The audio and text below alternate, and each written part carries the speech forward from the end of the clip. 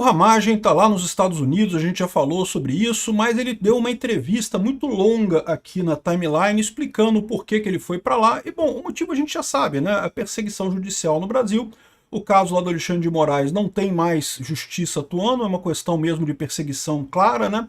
Então ele decidiu ir com a família para os Estados Unidos para se livrar desse problema, e eu acho que ele fez bem no final das contas, né?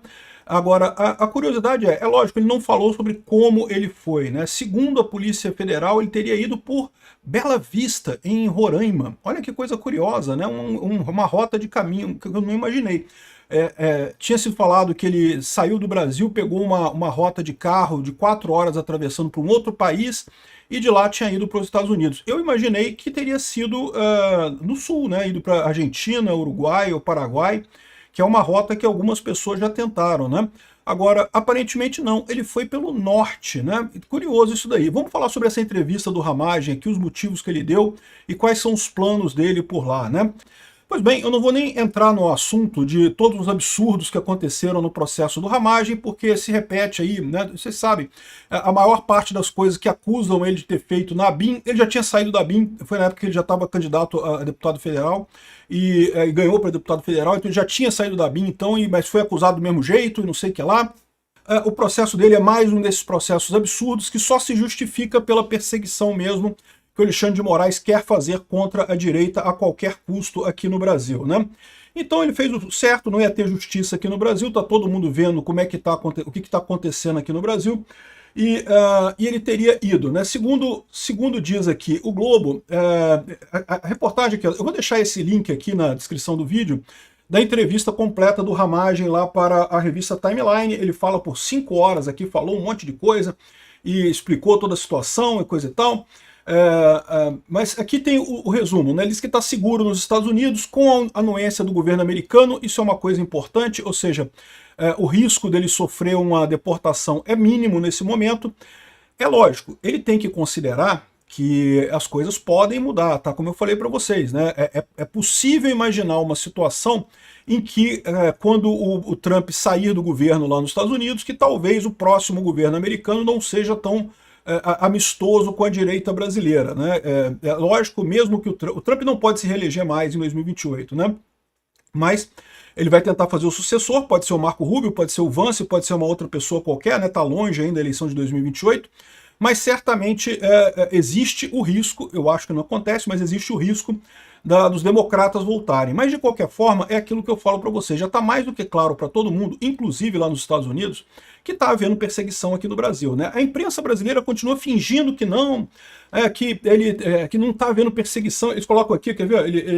Ele alegou, aqui, ó, afirma o deputado que está diante de uma, entre aspas, perseguição política desumana. Cara, é muita cara de pau do Globo, né? É o que eu falo para vocês, o Globo ficou do lado da ditadura no golpe de 64 e ficou do lado da ditadura nesse golpe agora também, defendendo do mesmo jeito a perseguição absurda contra a oposição aqui. Realmente é nojento essa posição do Globo, né? De qualquer forma, pelos próximos 3 anos, realmente a chance dele de ter uma extradição é muito pequena.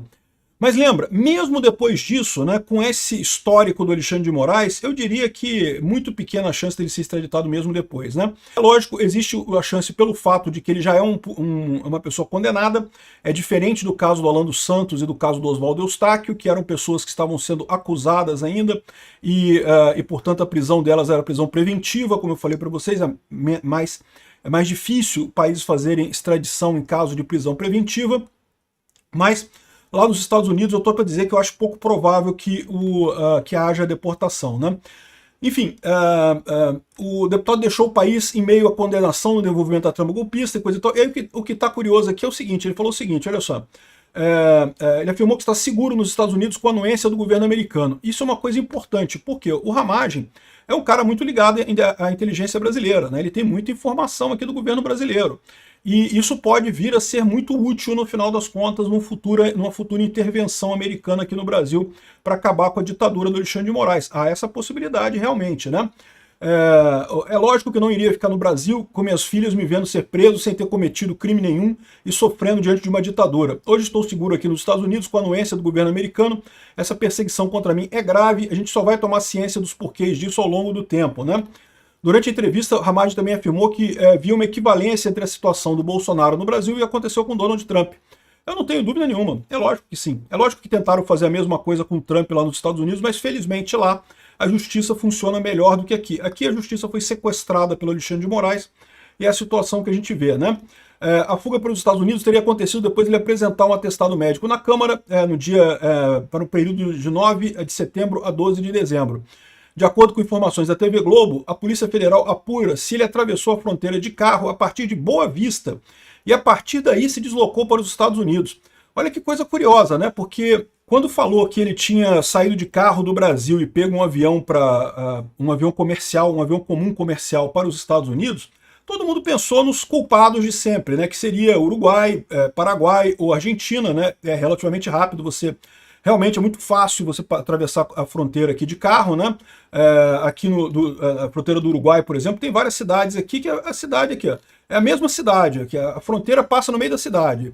Existe uma aduana aqui, mas a aduana é para checar coisa de contrabando, não vai ficar verificando coisa, e tem lugar para você contornar aqui se você quiser, estradinha de chão em volta. Então assim, tem um monte de cidadezinhas aqui que você pode fazer esse tipo de coisa aqui na fronteira, também no Paraguai, aqui na fronteira de Foz do Iguaçu. É complicado você passar aqui por conta de muamba, se você está levando coisa, né? Mas para sair do Brasil e entrar no Paraguai, ninguém checa nada. Na hora de você voltar, eles checam para ver se você está trazendo muamba, mas fora isso... E daqui, tanto do Paraguai, quanto do Uruguai, quanto da Argentina, ele poderia, de fato, ter pego um voo comercial para os Estados Unidos. Tranquilo, coisa mais fácil do mundo.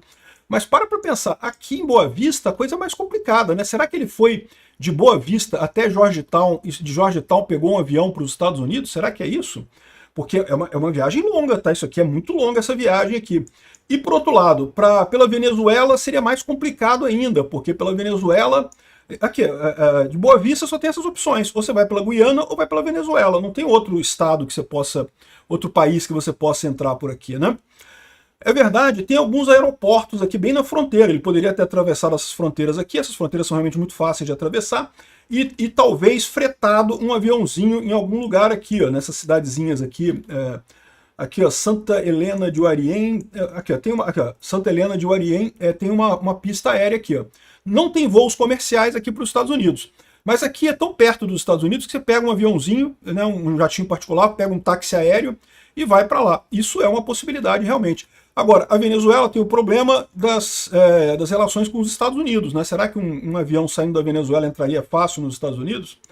Aí a outra opção que você tem é ir para a Guiana, né? A Guiana tem uma relação mais amigável com os Estados Unidos, e aqui também você pode atravessar aqui em Letém, e já tem um aeroporto de Letém aqui, que é um aeroporto pequenininho também, ou seja, não teria voo comercial para os Estados Unidos, mas mais uma vez, você pode pegar um jatinho, né, um jato aéreo, um táxi aéreo aqui, e entrar nos Estados Unidos, ou seja, o que leva a crer que essa história contou mesmo com apoio americano, tá? Isso contou mesmo com algum tipo de apoio americano para pegar ele aqui e levar ele lá para os Estados Unidos, ou então ele alugou um táxi aéreo.